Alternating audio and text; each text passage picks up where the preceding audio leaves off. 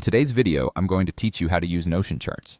If you've ever wanted to visualize your data in an engaging and insightful way, Notion charts is a fantastic tool to bring your databases to life. By the end of this guide, you'll be confidently crafting your own charts with ease. So let's dive right in.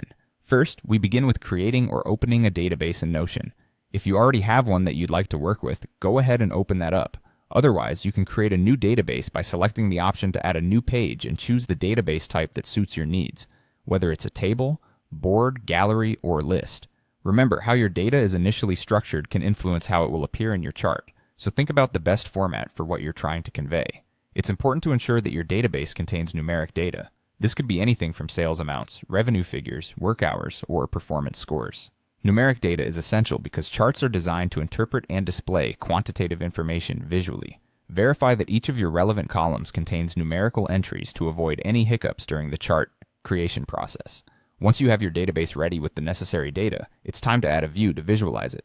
Look for the plus Add View button. This is typically found at the top left corner of your database page. Clicking this button will bring up several options. Select Chart from the list of available views. If you don't see it immediately, you might need to scroll to find it. Notion offers various view formats, but selecting Chart is crucial for our goal today. The next step is to choose the type of chart you want to create.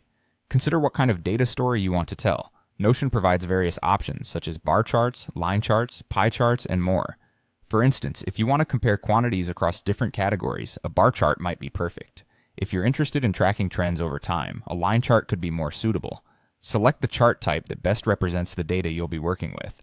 Finally, you'll need to configure the data source and properties of your chart. This involves specifying which column from your database will provide the data for your x-axis and y-axis, if applicable.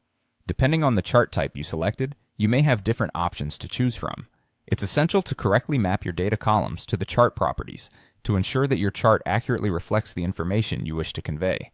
You might also want to customize the properties such as colors, labels, and other aesthetic options to make your chart both informative and visually pleasing. And there you have it. You've now learned how to use Notion charts to transform basic database information into stunning visualizations. Make sure to experiment with different chart types and configurations to find what works best for your data and your story. Happy charting!